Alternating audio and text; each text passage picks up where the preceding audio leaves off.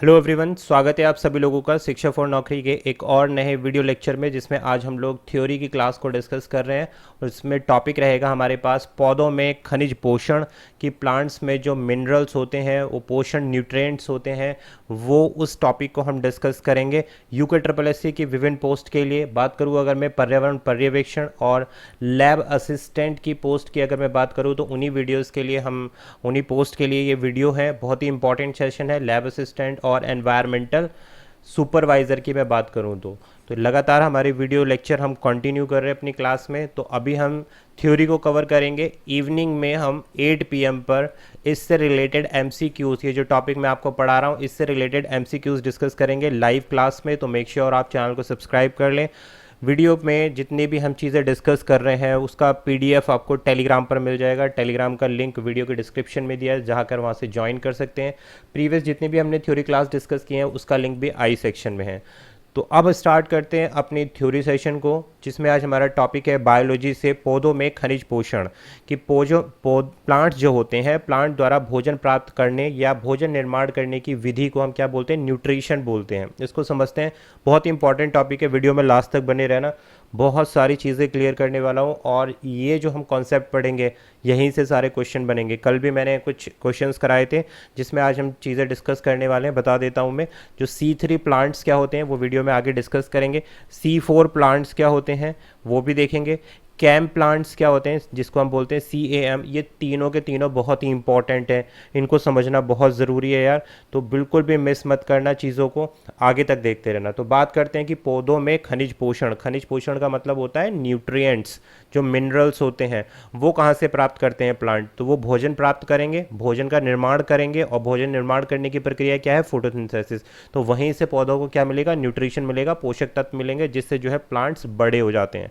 आगे अगर हम बात करें कि पोषण की जितनी भी विधियां हैं, न्यूट्रिएंट्स की जो टाइप्स हैं, उनको दो प्रकार से बांटा गया है। दो प्रकार के पौधों की प्रजातियों में बांटा गया है, न्यूट्रिएंट्स के आधार पर, खनिज पोषण के आधार पर। पहला देखते हैं ऑप्शन नंबर 1, इसको बोलते हैं स्वपोषित। अब स्वपोषित का मतलब होता है ऑटोट्रॉपिक प्लांट्स। तो भाई जो इंग्लिश वाले हैं, मैं सारी चीज़ें इंग्लिश में आपको क्लियर करता हुआ चलूंगा, आपको परेशान होने की जरूरत नहीं। लैंग्वेज इतनी ईजी रहेगी, हिंदी और इंग्लिश। बेशक नोट्स मैंने हिंदी में दिए हैं यहाँ पर, लेकिन आपको समझने में कोई परेशानी नहीं होगी।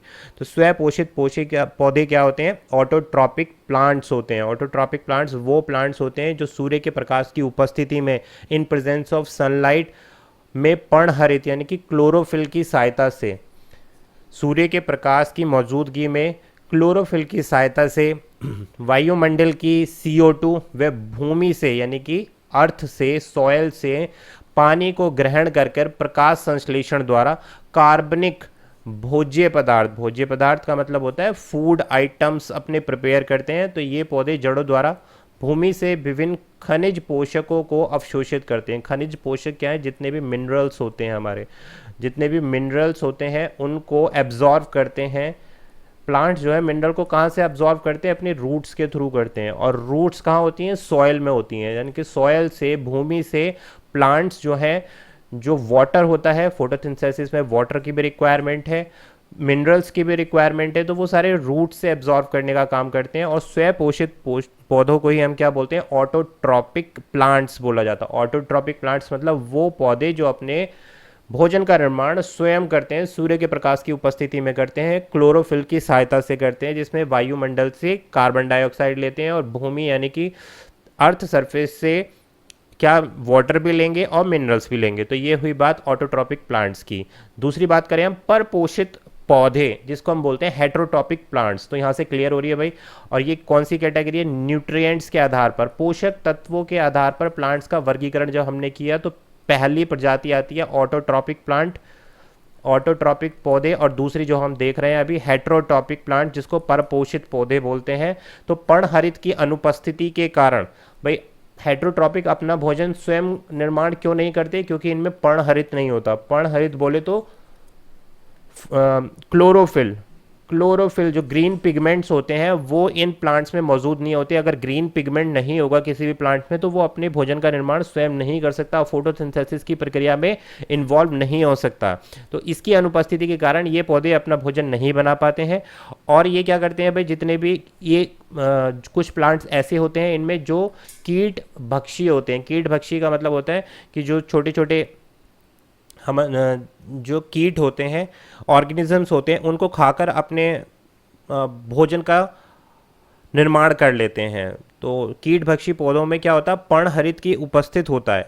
कीट भक्षी जो पौधे होते हैं वो क्या करते हैं, उनमें पर्णहरित उपस्थित होता है, परंतु नाइट्रोजन ग्रहण कर विभिन्न विधियों के कारण इन पौधों को भी परपोषी वर्ग में रखा गया है। तो ध्यान देना, कुछ प्लांट्स हमारे ऐसे होते हैं जो कीट भक्षी प्लांट होते हैं, वो क्लोरोफिल उनमें प्रेजेंट होता है लेकिन इनमें नाइट्रोजन ग्रहण करने की क्षमता विधियों के कारण इनको परपोषी वर्गों में, परपोषी का मतलब हेट्रोटॉपिक प्लांट्स की कैटेगरी में इनको डाल दिया गया है। तो यहाँ से हमारी दो चीज़ें क्लियर हो गई, परपोषी प्लांट क्या होते हैं और ऊपर हमने पढ़ा ऑटोट्रॉफिक प्लांट्स क्या होते हैं। आगे बढ़ते हैं, पौधों में पोषण का महत्व की इम्पोर्टेंस क्या है।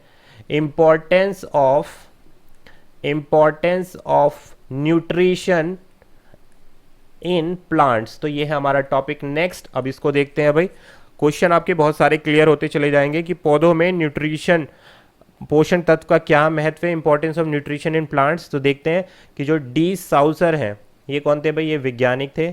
1804 में इन्होंने वर्णन किया कि पौधे खनिज पदार्थों पर निर्भर करते हैं। यानी कि खनिज पदार्थ का मतलब होते हैं जितने भी हमारे मिनरल्स होते हैं, तो प्लांट्स होते हैं वो किस पर डिपेंड करते हैं, ये कहते हैं। जो डी साउसर हैं 1804 में इन्होंने अपनी थ्योरी प्रपोज की, उसमें बताया कि जितने भी प्लांट्स हैं वो मिनरल्स पर डिपेंड करते हैं और खनिज का जो मूल तत्व होता है और जो मिनरल्स का जो मूल तंत्र होता है, मेन सिस्टम होता है, वो क्या होता है, रूट सिस्टम। तो ये मैंने आपको बता दिया है कि रूट सिस्टम से ही जो जड़ होती हैं प्लांट की, उसी के थ्रू जो है मिनरल को एब्जॉर्ब करते हैं प्लांट्स। ठीक है, नेक्स्ट पढ़ते हैं, हम नेक्स्ट पॉइंट देखते हैं।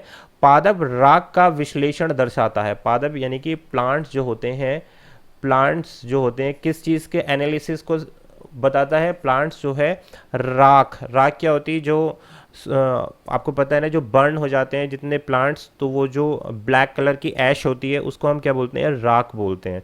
तो पादप राग का विश्लेषण दर्शाता है कि विभिन्न पौधों में, देखो जो ऐश होती है ना, ऐश आपको पता है कि जो वुड के थ्रू ऐश बनती है एक, और दूसरी प्लांट्स के थ्रू भी आपकी ऐश बनती है। प्लांट से ही वुड में जाती है, वुड से ही ऐश बनती है। तो अगर उसकी स्टडी करते हैं, उसका एनालिसिस करते हैं ऐश का, तो उसमें पता चलता है कि कितनी प्रकार के मिनरल्स, खनिज तत्व जो है उपस्थित होते हैं किसी भी प्लांट के अंदर, जिनमें से 16 एलिमेंट, 16 तत्व जो है आपके इसेंशियल तत्व जो है ये सामने दिखाए गए, जिसमें कार्बन हो गया, हाइड्रोजन हो गया, oxygen, nitrogen, phosphorus, sulphur, potassium, magnesium, calcium, Fe, Cu, B, zinc, Mn, MO, Cl। तो ये 16 इसेंशियल तत्व जो है कहाँ से मिल रहे हैं, प्लांट की जो ऐश होती है वहीं से पता चल रहा है। तो आप देख सकते हो कि कितने न्यूट्रिएंट्स प्रेजेंट होते हैं, कितने पोषक तत्व प्रेजेंट होते हैं प्लांट्स के अंदर। अब इनमें से, इन खनिज तत्वों में से कुछ क्या होते हैं, दीर्घ मात्रिक तत्व होते हैं। दीर्घ का मतलब जो बहुत अधिक क्वांटिटी में पाए जाते हैं कुछ एलिमेंट्स, और कुछ एलिमेंट जो है कम क्वांटिटी में पाए जाते हैं। उदाहरण के लिए ये ऊपर के जितने भी एलिमेंट्स है बहुत ज़्यादा क्वांटिटी में पाए जाते हैं, जैसे carbon, hydrogen, oxygen, nitrogen, potassium, magnesium, calcium, sulphur. तो ये ज़्यादा इनकी उपस्थिति, इनकी परसेंटेज जो है प्लांट्स में ज़्यादा होती है। और जो सूक्ष्म, जो कम वाले होते हैं, जैसे Zn हो गया, Cu हो गया, Mn हो गया, ब्रोमीन हो गया, क्लोराइड हो गया, MO हो गया, तो ये कम, इन तत्वों की उपस्थिति कम होती है प्लांट्स में। तो यहाँ से हमारी काफ़ी सारी चीज़ें क्लियर हो गई हैं। अब हम बढ़ते हैं अपने नेक्स्ट टॉपिक की ओर, जो बहुत ही इम्पॉर्टेंट है। इसको हम प्रीवियस थ्योरी लेक्चर में भी कवर कर चुके हैं। पौधों में नाइट्रोजन पोषण, हम नाइट्रोजन साइकिल पढ़ चुके हैं। जिन लोगों ने भी नहीं समझी है नाइट्रोजन साइकिल, बायोजियोकेमिकल साइकिल में हमने नाइट्रोजन साइकिल पढ़ ली है। अगर आप लोगों ने नहीं देखी है तो ज़रूर जाकर प्लेलिस्ट में जाकर चेक कर लेना। तो यहाँ हम डिस्कस कर रहे हैं पौधों में नाइट्रोजन पोषण क्या है, कि जो प्लांट्स में नाइट्रोजन का जो उपस्थिति होती है, जो पोषण होते हैं, वो किस प्रकार से होता है। तो देखो, पौधों में प्रोटीन व अन्य नाइट्रोजन युक्त पदार्थों के संश्लेषण हेतु नाइट्रोजन की आवश्यकता होती है। सबसे पहली बात होती है कि नाइट्रोजन की आवश्यकता पौधों में क्यों पड़ती है। इसलिए पड़ती है क्योंकि जितने भी पदार्थ होते हैं, जितने भी मिनरल्स होते हैं या प्रोटीन होते हैं, उनके सिंथेसिस के लिए, संश्लेषण के लिए नाइट्रोजन की आवश्यकता होती है। ये हो गया आंसर आपका। तो जितने भी हरे पौधे होते हैं वो वातावरण से नाइट्रोजन को इकट्ठा करते हैं। क्यों कर रहे हैं भाई? प्रोटीन के लिए और अन्य नाइट्रोजन युक्त पदार्थों के संश्लेषण के लिए नाइट्रोजन की आवश्यकता होती है। तो ऑक्सीजन, जितनी भी वातावरण में नाइट्रोजन होती है तो पौधे नाइट्रोजन एकत्रित करते हैं, ठीक है। और लेकिन इस डायरेक्ट नाइट्रोजन को प्लांट एब्जॉर्ब करने में असमर्थ रहते हैं, ये मैं पहले भी बता चुका हूं नाइट्रोजन साइकिल में। तो हरे पौधे नाइट्रोजन का अवशोषण किस फॉर्म में करते हैं? नाइट्रेट्स की फॉर्म में करते हैं, यानी कि NO3 निगेटिव की फॉर्म में अवशोषण करते हैं। डायरेक्ट नाइट्रोजन की फॉर्म में प्लांट्स कभी भी नाइट्रोजन को अब्जॉर्ब नहीं करते हैं। नाइट्रेट्स के फॉर्म में करेंगे या फिर नाइट्राइट की फॉर्म में करेंगे, जिसको हम बोलते हैं NO2 निगेटिव, तो नाइट्राइट की फॉर्म में करेंगे, या फिर अमोनिया की फॉर्म में करेंगे, है ना, अमोनिया NH3 की फॉर्म में करेंगे। तो ये सारी चीज़ें होती हैं, ये रूपांतरित होते हैं। रूपांतरण यानी कि ये डिफरेंट फॉर्म्स हो गई किसकी? नाइट्रोजन की। डायरेक्ट नाइट्रोजन को अवशोषित नहीं करके इनका रूप परिवर्तन कर दे रहे हैं। पहले नाइट्रेट्स में कन्वर्ट करेंगे नाइट्रोजन को, या फिर नाइट्राइट में कन्वर्ट करेंगे, या फिर अमोनिया में कन्वर्ट करेंगे, तब इनको एब्जॉर्ब करेंगे। और जो यौगिक और इन प्रोसेस में इन्वॉल्व होते हैं, नाइट्रोजन को नाइट्रेट्स में परिवर्तित करने वाले क्या होते हैं? बैक्टीरियाज होते हैं, जिनको हम क्या बोलते हैं? जैसे राइजोबियम बैक्टीरिया हो गया, जो अमोनिया में कन्वर्ट करता है फ्री नाइट्रोजन को, ठीक है। इसी प्रोसेस को हम क्या बोलते हैं? और ये कहाँ मौजूद होते हैं? प्लांट्स की जो रूट्स होती हैं, ये बैक्टीरिया वहाँ पर मौजूद होते हैं, और ये नाइट्रोजन स्थिरीकरण के समय एंजाइम जो है उत्प्रेरक का कार्य भी करते हैं। नाइट्रोजन स्थिरीकरण, नाइट्रोजन फिक्सेशन कहते हैं जिसको। बात क्लियर हो गई? तो नाइट्रोजन साइकिल हमने डिस्कस कर ली थी, तो ज़्यादा डीप में नहीं जाएंगे, बस इतना ही समझेंगे। आगे बढ़ते हैं प्रकाश संश्लेषण। अब प्रकाश संश्लेषण बोले तो फोटोसिंथेसिस। अब आप कहोगे सर प्रकाश संश्लेषण के बारे में हमें सब पता है, मत पढ़ाओ, तो अभी यहाँ से पढ़ लेना जरा। और मैं कुछ पॉइंट्स आपको ऐसे बताऊंगा जो आप कहोगे कि अरे सर ये कौन से पॉइंट निकला है प्रकाश संश्लेषण में, और यहीं से क्वेश्चन बनते हैं। ये 12th लेवल पर हम डिस्कस कर रहे हैं चीज़ों को, तो ये टॉपिक्स जो है बहुत ही इंपॉर्टेंट है। यहाँ मैं कुछ पॉइंट बताऊंगा, इनको आप नोट डाउन कर लो या समझ लेना। तो देखो, फोटोसिंथेसिस एक अपचयित और उपचयी ऑक्सीडेशन और रिडक्शन जो क्रिया होती है ना, उसकी बात हो रही है। अपचयी और उपचयी और ऊर्जा शोषी क्रिया होती है प्रकाश संश्लेषण। बात क्लियर हो गई? दूसरा, ग्लूकोज के एक अणु में, यानी कि ग्लूकोज के एक एटम में के संश्लेषण के लिए, सिंथेसिस के लिए कितनी एनर्जी की जरूरत होती है? 18 ATP एनर्जी तथा 12 NADPH2 अणुओं के लिए आवश्यक होता है। अब क्या मतलब है? जो ग्लूकोज है हमारे पास, तो ग्लूकोज का एक अणु, एक मॉलिक्यूल की अगर मैं बात करूं, एक मॉलिक्यूल की बात करूं मैं, तो उसके संश्लेषण के लिए हमें कितनी एनर्जी की जरूरत है? 18 ATP एनर्जी की जरूरत है, प्लस 12 NADPH2 अणुओं की आवश्यकता होती है। इसलिए केल्विन चक्र 6 बार होता है। अब केल्विन चक्र क्या है, ये आपको, केल्विन चक्र क्या होता है? केल्विन चक्र को समझ जाता हूं मैं आपको कि केल्विन साइकिल, ये भी पूछा जाता है आपसे, ये किसके अंतर्गत आता है? प्रकाश संश्लेषण के अंदर की प्रक्रिया है।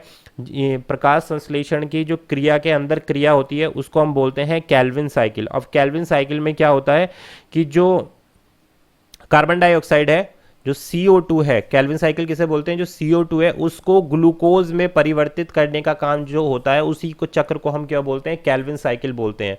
बात क्लियर है? तो देखो, अब ग्लूकोज से CO2 में कन्वर्ट करना और CO2 से ग्लूकोज में कन्वर्ट करने का जो प्रोसेस है वो केल्विन चक्र में हो रहा है। कितनी बार हो रहा है? 6 बार हो रहा है। और एक ग्लूकोज अणु के संश्लेषण के लिए 18 ATP की जरूरत पड़ रही है और 12 NADHP2 की जरूरत पड़ रही है। अब आप कहोगे ये क्या है सर? तो ये जो है केल्विन चक्र में काम आने वाली चीज़ है। इसको हम बोलते हैं नाइकोसाइडानाइट एडेनाइन डाई न्यूक्लियाइड फॉस्फेट। तो भाई नाम थोड़ा सा टिपिकल है। और ये क्या है? मेटाबॉलिज्म में काम करता है। ये जो है ये मेटाबॉलिज्म में काम करता है, एक प्रकार का कोफैक्टर है, इसको आप समझ लो ऐसा, कोफैक्टर है, मेटाबॉलिज्म में इन्वॉल्व होता है, जो एनएरोबिक रिएक्शन में पार्ट लेता है। फोटोसिंथेसिस के अंदर कोफैक्टर है ये, और ये एनएरोबिक रिएक्शन में काम लेता है। एनएरोबिक रिएक्शन कौन सी होती है?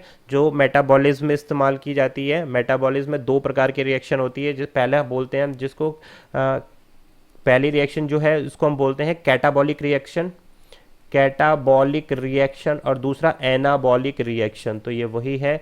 तो एनाबॉलिक रिएक्शन क्या होती है? एनाबॉलिक रिएक्शन वो रिएक्शन होती है जिसमें कंपाउंड्स जो होते हैं, जितने भी एलिमेंट्स होते हैं, उनको बिल्ट करने का काम किया जाता है। जैसे प्रोटीन का निर्माण हो गया, है ना, कार्बन डाइऑक्साइड का निर्माण हो गया। और कैटाबॉलिक रिएक्शन क्या होती है? जिसमें ब्रेक डाउन किया जाता है, जिसमें ब्रेक डाउन किया जाता है।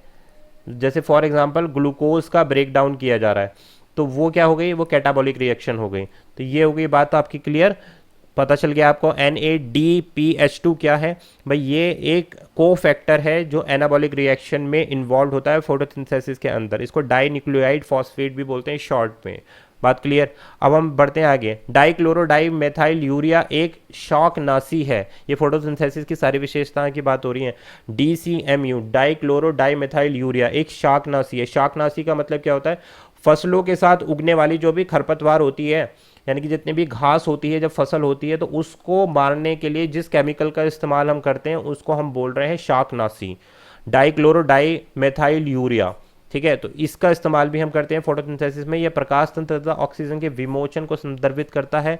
विमोचन का मतलब क्या होता है? रिडेम्पशन, ऑक्सीजन का छुटकारा। जब ऑक्सीजन रिलीज होती है तब इसका इस्तेमाल किया जाता है। नेक्स्ट, संतुलित बिंदु प्रकाश तीव्रता की वह माप है जिस पर प्रकाश संश्लेषण द्वारा CO2 स्वांगीकरण तथा CO2 श्वसन द्वारा CO2 उत्पादन की दर बराबर होती है। बिल्कुल सही है भाई। तीर प्रकाश में, पॉइंट नेक्स्ट पॉइंट देखो, तीर प्रकाश में पर्णहरित का नष्ट होना सोलराइजेशन कहलाता है। क्वेश्चन आपसे पूछा जा सकता है सोलराइजेशन क्या होता है? तो सोलराइजेशन होता है कि जब बहुत ज़्यादा प्रकाश हो और वो पौधों पर पड़ता है तो क्लोरोफिल जो है ख़त्म हो जाता है। जो पत्तियों में ग्रीन पिगमेंट होता है, प्लांट्स की जो लीव्स में ग्रीन पिगमेंट होता है, वो फिनिश हो जाए अगर तेज तीर प्रकाश से, तो उस प्रोसेस को हम सोलराइजेशन कहते हैं। नेक्स्ट पॉइंट, ऑक्सीजन के एक अणु को निकालने के लिए 8 क्वांटम की आवश्यकता होती है। O2 के, ऑक्सीजन के एक अणु को रिलीज करने के लिए 8 क्वांटम की आवश्यकता होती है। नेक्स्ट देखो, C4 पौधों में ऑक्सीजन प्रकाश संश्लेषण की दर को कम कर देता है। इसे वारबर्ग प्रभाव कहते हैं। अब C4 पौधे क्या होते हैं अभी बस मैं आगे आपको बताने वाला हूँ। C3 C4 सारे पौधों के बारे में बताऊंगा। तो इसमें प्रकाश संश्लेषण की दर को C4 पौधे क्या करते हैं? कम कर देते हैं। इसी को वारबर्ग प्रभाव कहा जाता है। वारबर्ग इफेक्ट भी इसी को बोलते हैं। और कहाँ होता है? C4 प्लांट्स में होता है। C4 प्लांट्स एक प्लांट की कैटेगरी है। अभी बताते हैं C3 और C4 क्या है। नेक्स्ट हम देखते हैं भाई, जीवाणुओं में प्रकाश तंत्र का अभाव होता है। चलिए नेक्स्ट, कैम पौधों में रंध्र रात में खुलते हैं। अब 3 चीज हो गई हमारे पास कि C3 पौधे क्या है। आप कहेंगे सर आपने तो बताया नहीं। C3 प्लांट्स क्या है, C4 प्लांट्स क्या है, पहले इसी को समझ लेते हैं। और कैम प्लांट्स क्या है, इनको समझना बहुत जरूरी है भाई। तो अब देखो यहाँ पर C3 प्लांट्स वो प्लांट्स होते हैं जो रात के अंधेरे में, यानी कि जो अंधेरे में प्रक्रियाएं चलती हैं, जो प्रोसेस चलती हैं, उसमें क्या करते हैं? एक स्थायी यौगिक का निर्माण करते हैं जो 3 अणुओं वाला होता है। तो इसीलिए हम उसको क्या बोलते हैं? C3 प्लांट बोलते हैं। रात के अंधेरे में, यानी कि ये प्रकाश संश्लेषण दिन के समय नहीं हो रही है प्रक्रिया। ऐसे पौधे जो रात्रि के समय, जिन पौधों में स्थायी यौगिक बनता है, उन्हें हम C3 पौधे कहते हैं। और ये 3 कार्बन वाला यौगिक होता है। इसमें 3 कार्बन एलिमेंट होता है। उसी को हम क्या बोलते हैं? C3 पौधे कहते हैं। C4 पौधे कौन से हैं? वो पौधे जो इस प्रक्रिया में एक स्थायी यौगिक का निर्माण करते हैं। उसमें कितना, और उसमें क्या होता है? 4 कार्बन वाला जो यौगिक अगर बन के आ रहा है तो हम बोल रहेंगे उसे C4 प्लांट्स। और 3 कार्बन वाला यौगिक बन के आ रहा है तो उसे हम बोलेंगे C3 प्लांट्स। अब इसकी कैटेगरी में कौन कौन सी चीज़ें आती हैं? फॉर एग्जांपल आप कहोगे सर बताओ जरा फॉर एग्जांपल क्या होता है। तो फॉर एग्जांपल में C3 प्लांट्स में जैसे हो गया राइस, चावल हो गया आपका, वीट हो गया, सोयाबीन हो गया, राई हो गई। तो ये सारे पौधे आपके कौन सी कैटेगरी में आते हैं? C3 प्लांट्स में आते हैं। यानी कि 3 कार्बनिक यौगिक, 3 कार्बन वाला यौगिक का निर्माण करते हैं। For example phosphoglyceric acid. कौन सा स्थायी यौगिक बनता है C3 प्लांट्स में? फोस्फोग्लिसरिक एसिड का निर्माण होता है। बात क्लियर हो गई। और C4 में कौन सा यौगिक बनता है? Oxalo acetic acid. सही है। C4 में कौन सा बनता है? ऑक्सैलो एसिटिक एसिड का निर्माण होता है। तो ये 4 कार्बन वाला यौगिक होता है C4 में। और C4 का एग्जाम्पल अगर मैं आपको दूं, जैसे शुगर केन हो गया आपका, ठीक है, गन्ना जिसको हम बोलते हैं, शुगर केन हो गया। और फॉर एग्जाम्पल शुगर केन हो गया, मेज यानी कि मक्का हो गई, तो ये C4 प्लांट की कैटेगरी में आते हैं। अब हम बात करते हैं कैम प्लांट्स कौन से होते हैं। तो कैम प्लांट्स ऐसे प्लांट्स होते हैं जो स्टोमेटा को, जितने भी रंध्र होते हैं, दिन में तो क्लोज कर लेते हैं, जितने स्टोमेटा होते हैं उनको दिन में क्लोज कर लेते हैं जिससे वाष्पोसर्जन इवेपोरेशन की प्रक्रिया ना हो, और रात में स्टोमेटा को खोल लेते हैं CO2 को एब्जॉर्ब करने के लिए। ऐसे प्लांट क्या कहलाते हैं? कैम प्लांट्स कहलाते हैं। फॉर एग्जांपल जैसे कैक्टस हो गया, है ना, नुकीले जितने भी पौधे होते हैं, कैक्टस हो गया आपका, दूसरा अनानास हो गया, तो ये कैम पौधों की श्रेणी में आते हैं। तो ये क्या करते हैं, ये अपने रंध्रों को रात में ही खोलते हैं और दिन में बंद कर लेते हैं। दिन में इसलिए बंद करते हैं जिससे इवापोरेशन की प्रक्रिया ना हो, वो पानी रिलीज ना हो, ठीक है। और रात को इसलिए रिलीज कर ओपन कर लेते हैं स्टोमेटा को, जिससे यहाँ से CO2 रिलीज होता है। तो अब आपको बात क्लियर हो गई होगी, C3 और C4 प्लांट की जितने भी हमारे पास क्वेश्चन आ रहे थे वो क्लियर हो गया होगा। तो C4 प्लांट्स पौधों में ऑक्सीजन प्रकाश की दर को कम कर देता है, इसे वार वृक्क प्रभाव कहते हैं। तो अब ध्यान रखना, आई होप सारी चीज क्लियर हो गई होंगी। आगे बढ़ते हैं भाई, एक डिफरेंस देखते हैं हम। अचक्रीय लाइट फॉस्फोरीकरण क्या होता है, यानी कि अचक्रीय के मतलब एसाइक्लिक लाइट फॉस्फोरीकरण, और साइक्लिक लाइट फॉस्फोरीकरण क्या होता है, इसको देखते हैं। एसाइक्लिक में ऑक्सीजन का उत्सर्जन होता है, यानी कि O2 रिलीज होगी, यहाँ पर ऑक्सीजन का उत्सर्जन यहाँ पर नहीं होता। जल का उपयोग किया जाता है एसाइक्लिक प्रक्रिया में, ठीक है, यहाँ पर पानी का उपयोग नहीं किया जाता है। दोनों प्रकाश तंत्र द्वारा पूर्ण होता है, यानी कि दो प्रकाश तंत्र होते हैं। प्रकाश तंत्र एक, लाइट सिस्टम 1 और लाइट सिस्टम 2 दोनों का इस्तेमाल किया जाता है। यहाँ केवल लाइट सिस्टम 1 का इस्तेमाल किया जाता है। NADPH2 का संश्लेषण होता है, ये मैं बता चुका हूँ क्या है। ये प्रकाश संश्लेषण की प्रक्रिया में को फैक्टर का काम करता है, जो एनाबॉलिक रिएक्शन होती है जितनी, जिसमें जो है फॉर्मेशन होता है, जैसे प्रोटीन का फॉर्मेशन हो गया प्लांट्स की खाना बनाने की प्रक्रिया में, तो उसका संश्लेषण होता है। यहाँ संश्लेषण नहीं होता, साइक्लिक प्रक्रिया में संश्लेषण नहीं होता। यहाँ पर अंतिम इलेक्ट्रॉन एक ग्राही होता है, एब्जॉर्ब करने वाला होता है, इसमें P7 अंतिम इलेक्ट्रॉन ग्राही होता है। तो ये हो गई बात भाई। अब हम आगे बढ़ेंगे एक और इंपॉर्टेंट टॉपिक के साथ, उसके बाद ही हम वीडियो को क्लोज करेंगे। तो नेक्स्ट हमारा जो टॉपिक आता है वो है हमारे पास प्रकाश श्वसन, यानी कि लाइट रेस्पायरेशन क्या है। लाइट रेस्पायरेशन को हम समझेंगे भाई, देख लो अब बहुत इंपॉर्टेंट टॉपिक डिस्कस कर रहा हूँ। वीडियो थोड़ी सी लंबी हो गई है लेकिन टॉपिक को फिनिश कर देंगे अभी हम। लाइट रेस्पायरेशन क्या है, तो प्रकाश श्वसन में C3 पौधों में तीव्र प्रकाश एवं अधिक तापमान की दशा होती है। अब C3 पौधे आपको पता चल गए जिसमें 3 कार्बन वाला यौगिक बनता है। फॉर एग्जाम्पल जो अभी मैंने आपको बताया था, फॉस्फोग्लिसरिक एसिड, ओके, तो ये हो गया बात।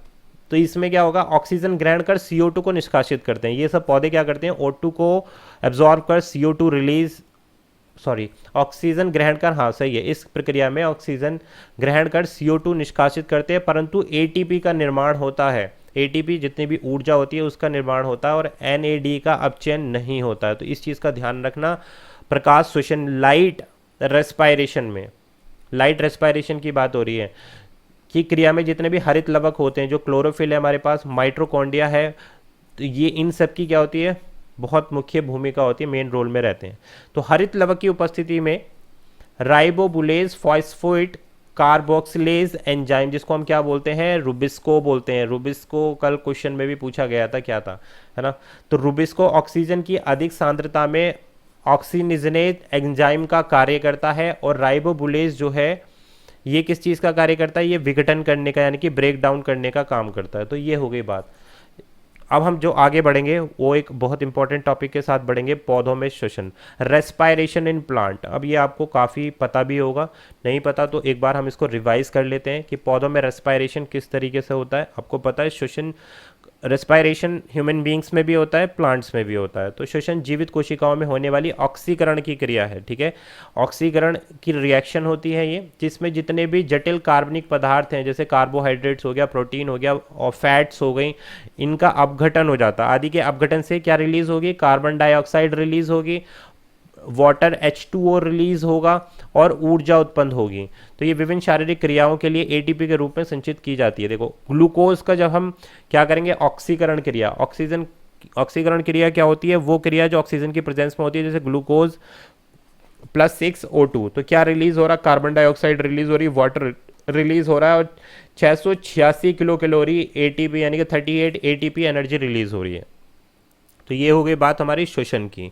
नेक्स्ट बात करें अगर हम कि फ्लोटिंग रेस्पायरेशन क्या होता है, व्हाट इज फ्लोटिंग रेस्पायरेशन। तो ब्लैकमैन ने कार्बोहाइड्रेट्स की क्रिया घार होने पर श्वसन के प्लावक श्वसन को फ्लोटिंग तथा जीव द्रव्य प्रोटीन के क्रियागार होने पर श्वसन की जीव द्रव्य श्वसन, जिसको हम बोलते हैं प्रोटोप्लाज्मिक रेस्पायरेशन कहा है। Floating respiration and protoplasmic respiration. एक मिनट, इसको जरा क्लीन कर लेते हैं, समझने में आसानी रहेगी आप लोगों को। अब हम देखेंगे ऑक्सीजन की अनुपस्थिति में होने वाली श्वसन जो इन अब्सेंस ऑफ ऑक्सीजन होती है। भाई ऐसी भी रेस्पायरेशन होती है जो ऑक्सीजन के अब्सेंस में होती है, उसको उपस्थिति में जो होने वाली श्वसन होती है उसको हम बोलते हैं ऑक्सी श्वसन। एरोबिक रेस्पायरेशन नाम आपने सुना होगा। एरोबिक रेस्पायरेशन क्या होती है, वो प्रक्रिया है, वो श्वसन जो ऑक्सीजन की मौजूदगी में होता है। जबकि ऑक्सीजन की अनुपस्थिति में जो श्वसन क्रियाएं होती हैं उसको हम बोलते हैं एनऑक्सी श्वसन यानी कि एनएरोबिक रेस्पायरेशन। दोनों में अंतर देख लेते हैं, ऑक्सी श्वसन क्या होता है और एनऑक्सी श्वसन क्या होता है। ऑक्सीजन आपको पता है कि यह उच्च वर्गीय पौधों में मिलता है, यानी कि जो हाई लेवल के प्लांट्स होते हैं उसमें पाया जाता है। ये प्रोकैरियोटिक सूक्ष्म जीव जितने भी होते हैं और जीवाणु होते हैं उसमें मिलता है एनऑक्सीशोषण। एनऑक्सीशोषण का मतलब एनएरोबिक रेस्पायरेशन, जितने भी माइक्रो ऑर्गेनिजम्स होते हैं उसमें मिलता है, जीवाणु होते हैं उनमें मौजूद होता है। यह जीवन का एक लक्षण है। सही बात है भाई, देखो हम ऑक्सीजन लेते हैं, जैसे ह्यूमन बींग्स हैं ऑक्सीजन लेते हैं, कार्बन डाइऑक्साइड रिलीज करते हैं, बात क्लियर है। तो ये ऑक्सीजन का एक लक्षण होता है। उच्च वर्गीय पौधों में यह अवस्था कुछ समय के लिए हो सकती है। आगे बात करें पॉइंट नंबर 3 की, ऊर्जा अधिक मात्रा में 38 ATP इतनी ऊर्जा रिलीज होती है जब हम रेस्पायरेशन करते हैं तो, ठीक है। और बहुत कम ऊर्जा रिलीज होती है एनारोबिक प्रोसेस में, बहुत कम ऑक्सीजन की आवश्यकता होती है। इस क्रिया में O2 की आवश्यकता होती है, बिल्कुल सही बात है। ऑक्सीजन की एब्जॉर्ब करते हैं, कार्बन डाइऑक्साइड रिलीज करते हैं। इसमें O2 की आवश्यकता होती नहीं क्योंकि ये ऑक्सीजन के अब्सेंस में होती है। इस क्रिया के अंत में शर्करा संपूर्ण ऑक्सीजन होकर CO2 तथा H2 बनाता है। जो अभी हमने ऊपर रिएक्शन देखी थी कि भाई क्या बनेगा, जितनी भी ग्लूकोज है वो किस में ब्रेक डाउन हो जाएगा, कार्बन डाइऑक्साइड में, H2O में और एनर्जी में। यहाँ क्या हो जाएगा, ऑक्सीकरण होने से CO2 तथा C2H4OH एल्कोहल का निर्माण हो रहा है। यहाँ पर आप देख लो एल्कोहल का निर्माण हो रहा है और कार्बन डाइऑक्साइड का निर्माण हो रहा है। तो ये हो गई बात। तो भाई ये था हमारे आज का वीडियो लेक्चर जिसमें आज हमने बहुत सारी चीज़ें देखी हैं। आई होप सारे कॉन्सेप्ट क्लियर हो गए होंगे। वीडियो का PDF मैं टेलीग्राम पर शेयर कर दूंगा। वीडियो पसंद आ गई हो तो कमेंट करके ज़रूर बताना कि हाँ सर समझ में आ गया है। इस पूरे कॉन्सेप्ट से रिलेटेड जितने भी क्वेश्चन हैं वो हम इवनिंग में डिस्कस करेंगे, MCQs की फॉर्म में इवनिंग में डिस्कस करेंगे लाइव सेशन में। तो 8 बजे हमारा लाइव सेशन होगा। उत्तराखंड लैब असिस्टेंट और पर्यावरण पर्यवेक्षण के लिए ये प्रिपरेशन हमारी कंटिन्यू रहेगी। तो चैनल पर नए हो तो सब्सक्राइब कर लो। This was Abhishek Tyagi, thanks for watching.